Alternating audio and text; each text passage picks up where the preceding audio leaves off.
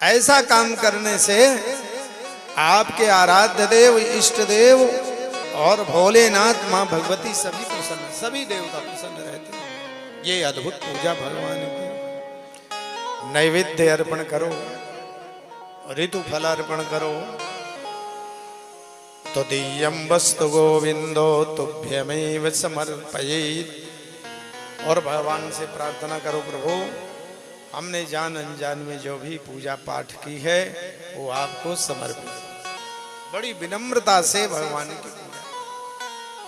फिर पूजा करने के बाद में सुंदर दिव्य स्तुति कर लो। भगवान को भस्म चढ़ती है, शंकर भगवान को भस्म चढ़ती है।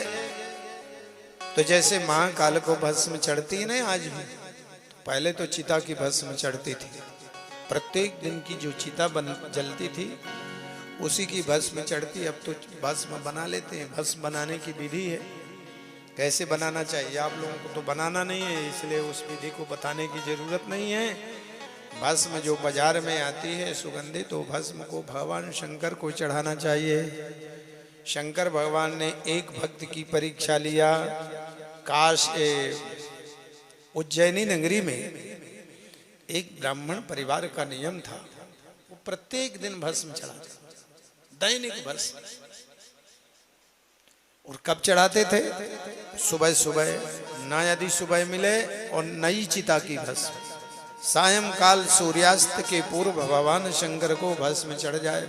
वो नियम बनाया था कि जिस दिन हमें भस्म नहीं मिलेगी हम अपने शरीर की ही भस्म चढ़ाएं। संयोग से एक दिन नहीं जली, वर्षों के बाद में एक दिन चिता नहीं जली। ब्राह्मण सुबह से शाम तक क्षिप्रा नदी के किनारे भ्रमण करते रहे, नहीं मिली कहीं। पत्नी से कहने लगे, आज मेरी इस शरीर की भस्म भगवान भोलेनाथ को चढ़े। तो पत्नी, ब्राह्मण पत्नी जो है बड़ी साध्वी थी। पत्नी कहने लगी, महाराज मेरे रहते आपकी भस्म क्या चढ़े? मैं जल जाती हूँ चिता बना करके और भस्म मेरी चढ़ा। और ब्राह्मण देवता जब तक पूजा पाठ की सामग्री लेने के लिए गए तब तक चिता बनाया और ब्राह्मण पत्नी चिता में बैठ गई। ब्राह्मण देवता आ गए।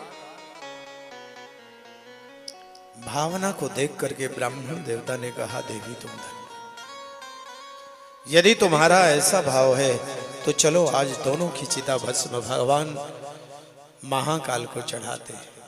और दोनों बैठ गए और भगवान शंकर की प्रार्थना क्या करते हैं?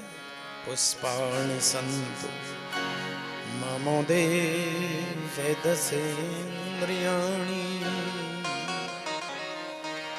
धूपोर्गुरोर् वपुरिदं हृदयं प्रदीप।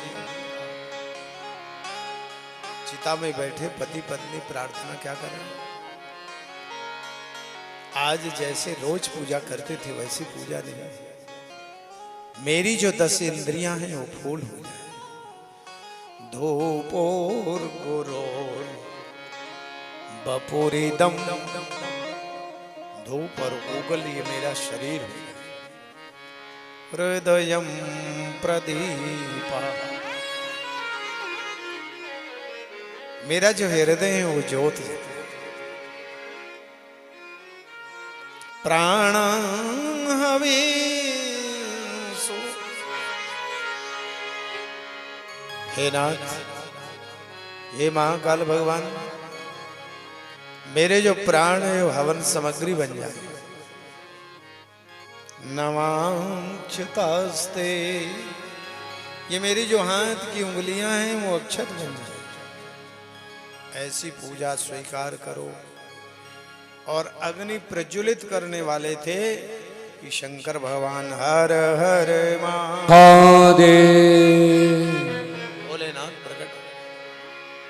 ये है समर्पण ही पूजा है।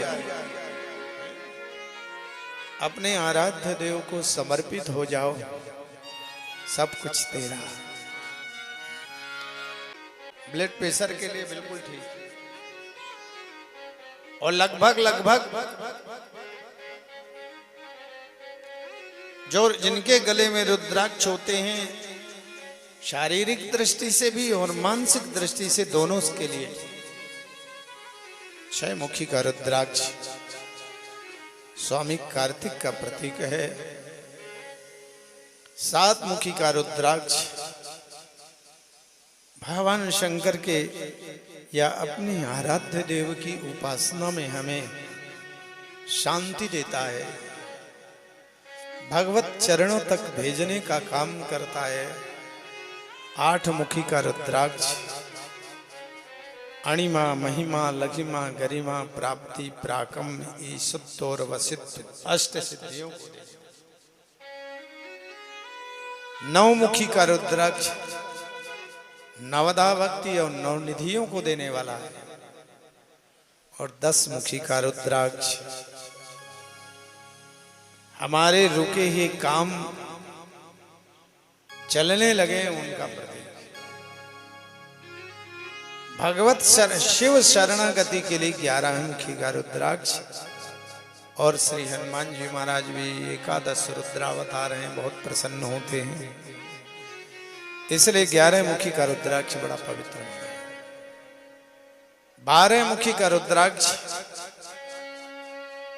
हम 12 ज्योतिर्लिंगों के दर्शन करने नहीं जा पाते हैं, लेकिन 12 ज्योतिर्लिंगों के दर्शन लाभ का पुण्य जिनके गले में एक दाना 12 मुखी रुद्राक्ष का पड़ा रहता है, मिलता है। 13 मुखी का रुद्राक्ष विदेश यात्रा कराता है। और 14 मुखी का रुद्राक्ष राजनीति में जैसे 1 मुखी और वैसे ही 14 ये लाभ। ये रुद्राक्ष के दर्शन का भी पुण्य होता है। ये 1 मुखी से 14 मुखी के रुद्राक्ष, ये जो कंठा पहने हमें कंठा है, इंद्राक्षी कंठा है, इसमें 1 मुखी से दर्शन कर लो। इसमें 1 मुखी से ये 1 मुखी है और इधर 14 मुखी। 1 मुखी से 14 मुखी बहुत लोगों के पास में होता है। कोई मांगने नहीं लगना, आप लोग हमसे नहीं दे, पहले से बता दे रहे। 1 मुखी से 14 मुखी का ये इंद्राक्षी कंठा कहलाता। इसके दर्शन का पुण्य है, इसके दर्शन कर लीजिए। हमको कहीं से उपलब्ध हो गया था, भगवान शंकर की पूजा कराए। और जो ये माला है, ये माला पहले भी दर्शन हमको याद है, आप लोगों को हमने कराया।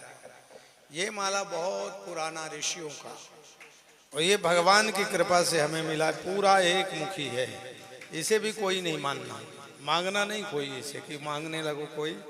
ये पूरा का पूरा ये माला 54 दाने हैं। ये दुर्लभ है, ये असली है, जैसा हमने संतों से सुना है। आगे प्रभु जाने। अच्छा, सीमा मांग रही है इसको नहीं, इसको तोड़ना नहीं है, तोड़ेंगे तो फिर आगे के सनातन धर्म के काम खंडित हो जाएंगे। इस माला से ही गौशाला की सेवा होती है, इस माला से ही आश्रमों की सेवाएं होती हैं। और यही माला आप लोगों को घुमा दें तो बुद्धि ठीक रहती है। ये सब माला जो है, यही माला जो है, एक बार हमसे कोई पूछ रहा था, महाराज इतनी बड़ी गौशाला है कैसे चलती है? तो भगवान की कृपा और ये माला से ही सब काम चलते हैं। ये माला कोई ना कोई आप जैसे लोगों को, माला का काम क्या है? माला का काम है किसी ना किसी को सद्बुद्धि देना कि भाई गौशाला के लिए थोड़ा सहयोग करो। तो ये आप सब लोगों को ही बुद्धि को निर्मल करके आप सब लोगों से ही वो गौशाला, हम नहीं चलाते और न ये माला चलाते, आप सब लोग ही चलाते हैं। आप सबको सद्बुद्धि मिल देते हैं माला जी। कल एक माता जी हमारी एक शिष्या है, आलोक जी की धर्मपत्नी, तो उन्होंने कहा कि मेरी बेटी ने पहली तनख्वाह पाई और वो गौशाला के लिए निकाला। जोरदार तालियां। उस मेधा नाम है ना, मेघा नाम है, उसके लिए जोरदार तालियां बजाइए। तो जिसे भी गौशाला के लिए पर्ची कटवाना है अभी से ही, ये नहीं कि फिर लास्ट के दिन। शिव नारायण जी इधर आ जाइए, हमारे संस्था के प्रधान शिव नारायण जी को आप सब लोग जानते हो। इनके पास में पर्ची होगी गौशाला की। आप सब लोग 5000 गौशाला है। माला तो हमने दिखा दिया है आपको, और ये माला को दिखाने का जो गौशाला का माल है वो सब आप लोगों को ही उनकी सेवा करनी है, यहाँ पे लोग करते हैं।